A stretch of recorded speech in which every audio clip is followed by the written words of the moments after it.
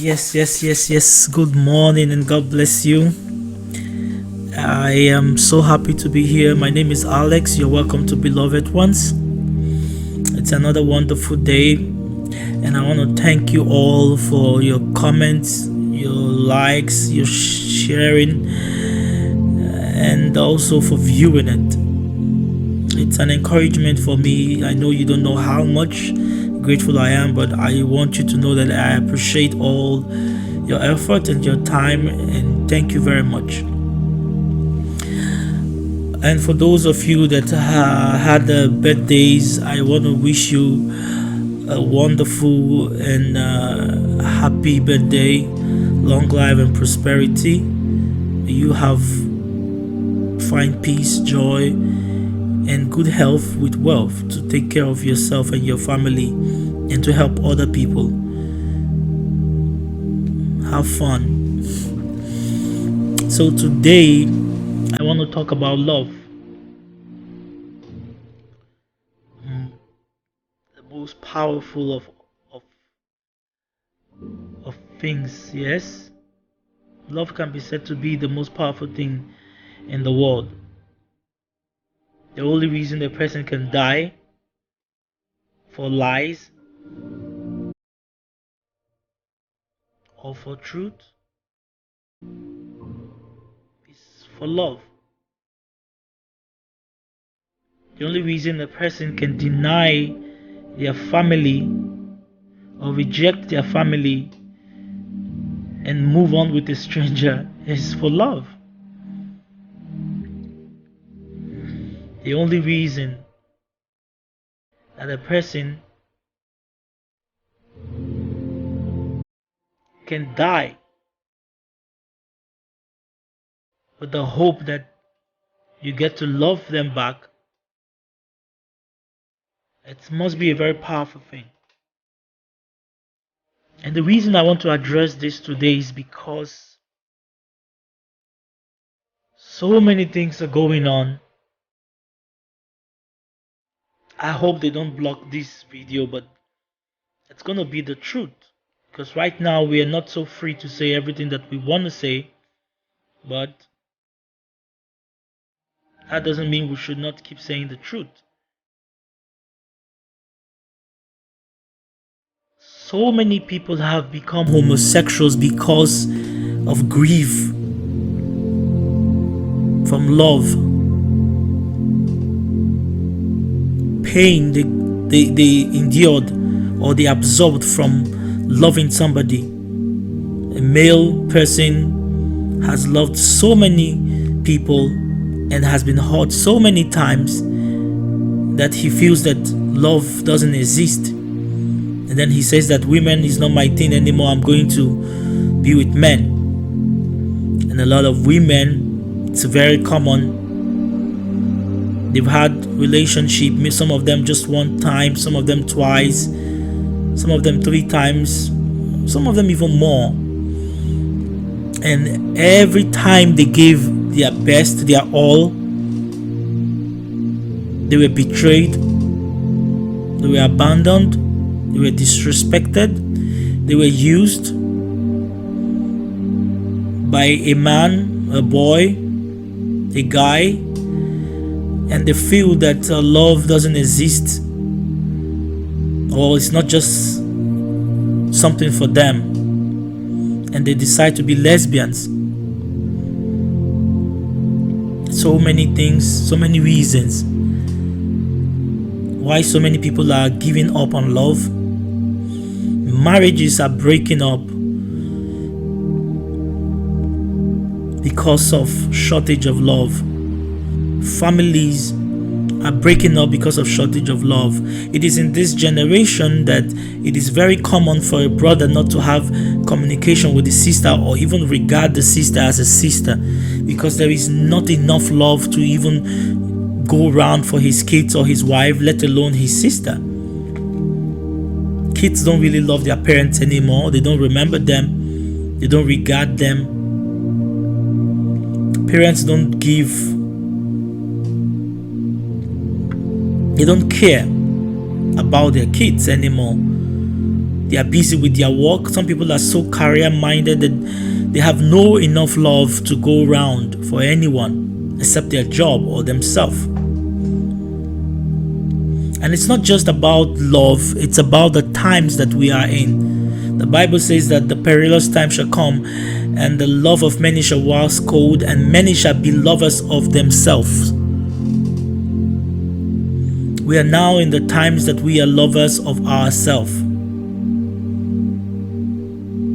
It's not a bad thing to love yourself first. It's not even a bad thing to love yourself more. In fact, the Bible preaches that you should love yourself more, because out of love that you have for yourself, it's where you get love to share to others.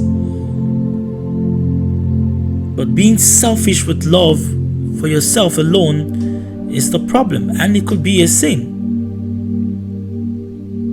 Because the Bible says that you should love your neighbor as you love yourself. So loving your neighbor means loving God, because you can't see God, and every human being that you see out there represents God. And that you love God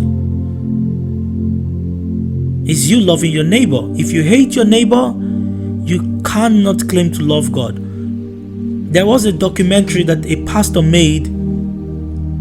He was a pastor, and he wanted to teach his church or his members, congregation, some lesson. So he disguised himself as a poor, wretched, and dirty man, sitting just right there in front of the entrance of the church, disguised and begging money. Nobody was giving him money.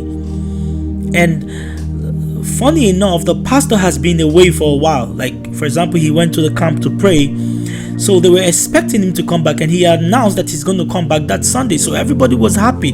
People were so much in a hurry to come to church early to get the front seat so they can see the pastor in person after a while. But the pastor was sitting at the entrance of the church. He was sitting there with his plate, begging for money, begging for food, begging for alms, and they keep passing him. And at one point, sometimes they want to push him away, like, it's not today, you shouldn't be here today. Today is a special Sunday. The same pastor was there and begging, and they were just hurrying to go to the church. Nobody was giving him money. Nobody was showing him love. Nobody was showing him attention. And after they all arrived to the church, and praise and worship was going on, and then he started walking into the church, and everybody was looking. And then he was walking, and then he took off his coat, and they saw, and his makeups, and they saw that it was their pastor. I could see the shame in their eyes, the disgrace they felt. Top members of the church ignored the beggar because they had no love for God. So they had no love for man.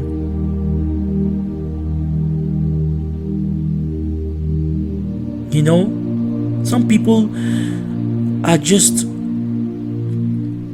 all me, myself, and I. It's funny enough that we have a statement like that, me, myself, and I. No love for anyone. I understand that love comes with its package. It's not just all bed of roses. It comes with pain, sacrifices, lots of sacrifice. It comes with disappointment. It comes with betrayal. It comes with a lot of things. But if you've been in these shoes before, I want to encourage you not to give up on love, because that's the essence of life. And it is the essence of life because God is the essence of life, and He's the source of life, and the source of life is God, and love is God. God is love. Don't give up on love. It's the only thing that can make your life meaningful. Don't give up on love. It's the closest you have to encountering God. Don't give up on love. It is the evidence that God does exist. Don't give up on love. You can't see love, but you can feel it in your bone, in your marrow. It breaks you down. You cry. I know some people that have attempted to commit suicide because of heartbreak, because they loved somebody so much that the person left them to be with somebody else. Don't give up yet on love. And some people say your first love is your only love, and your love, you have just one love. No, I don't believe that. I believe that you have enough love in your heart, and if you find a person who is ready to reciprocate that love, it will match. There is no love written in the face of anybody that this is my love. No. I maybe some people believe that, but I don't. Because I've been in a relationship that I thought this was it, but no, it wasn't. And I've seen lots of people, I've had friends, guys, broken into pieces because of the person that they love, but they end up finding happiness in somebody else. There is this spark you find in a person that you might not find in somebody else, but there is this comfort you find in another person that you will not find in the person that you had a spark with. For example, many people got married to the person they found comfort with, but not with the person they had spark with. We had some of us had spark with the first girl we dated, and in some English they call it infatuation. But when it comes to love, you find comfort in it.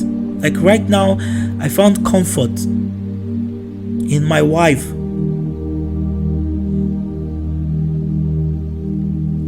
So don't give up on love. And if you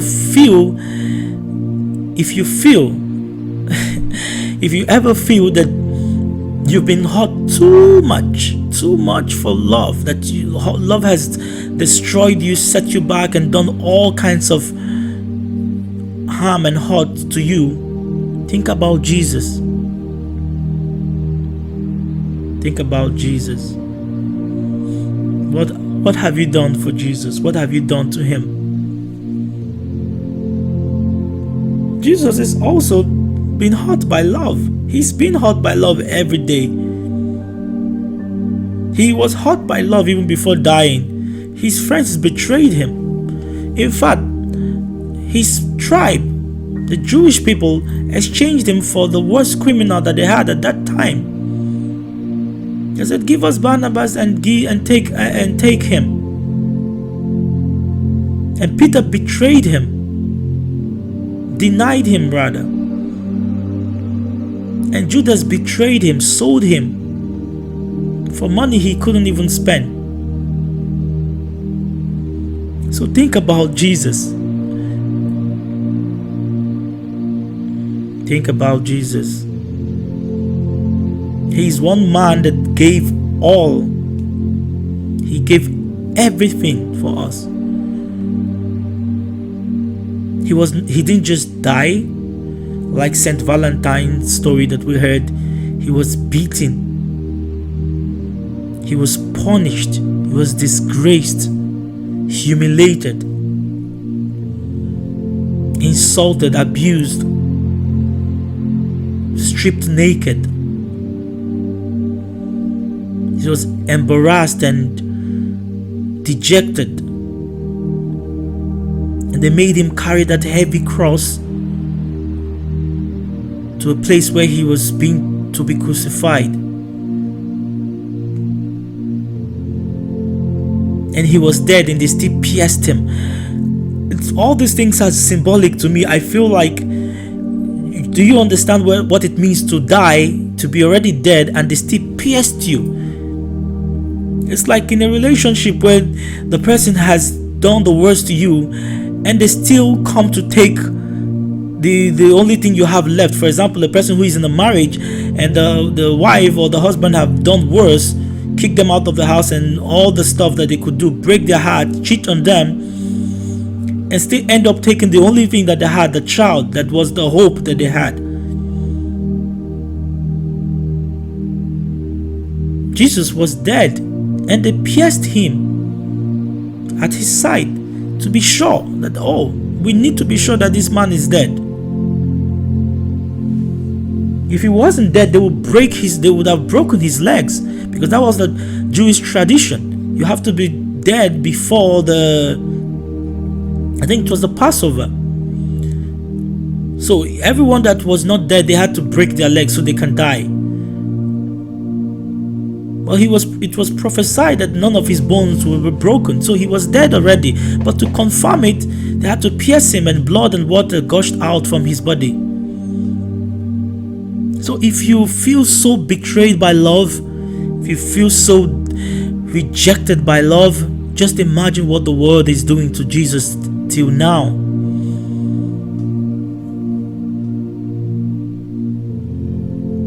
I don't know, not up to, not 10% of the world believes in him. I'm not even telling you about religiosity. Many religious people claim to believe in Jesus, but they are even worse than the unbelievers. And that's even more hurtful, that's more painful to him. At least some people don't understand what he's done, the pain that he bared, his suffering and his sacrifice. Some people don't. So you can say they are ignorant. They've heard, but they've not paid attention. But what about those that have paid attention and that have heard and still treat him with bitterness and hatred? And he has not asked for anything from us, but just for us to love our neighbor. His disciples asked him, which is the greatest of all commandments? And he said, love the Lord thy God. It's the same as love your neighbor as yourself. The both of them make up one, because the greatest of all is love. And you cannot love God if you don't love your neighbor. How can you love God that you don't see when you have your neighbor there and you can see your neighbor?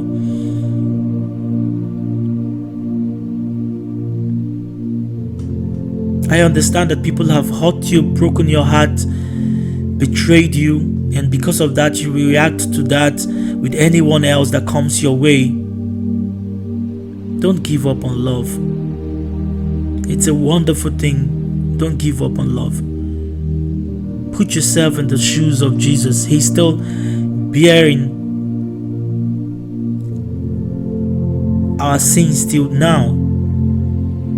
He defeated sin for us, but still we don't acknowledge him. I don't know what he's asking of us. Not much. There is nothing that we're doing that he wants to stop us from doing, apart from the things that even the world will not want us to do exactly. Sleeping with dogs, immorality, sleeping, extramarital affairs. Even a decent person that doesn't know God won't want you to do that. There's nothing else Christ is stopping you from doing. But still, why is it that nobody wants to believe in him? Because there's shortage of love. So please don't give up on love. Keep trying, keep fighting, keep loving yourself, and that love that you have in you will spread out to others. And it's very contagious that you can share love to somebody else and the person will be able to share it to somebody else, just like Christ has shared to his disciples. And we are here talking about it today because they shared it to us. Don't give up on love. Think about Jesus every time you want to give up and how he continued to move. And he's still loving us till today, even regardless of our neglect, of our treatment towards him. He still loves us today. I hope that this message meets you very well and that you find peace in your heart and your love increases and you're able to share love to more people. Thank you very much and God bless you.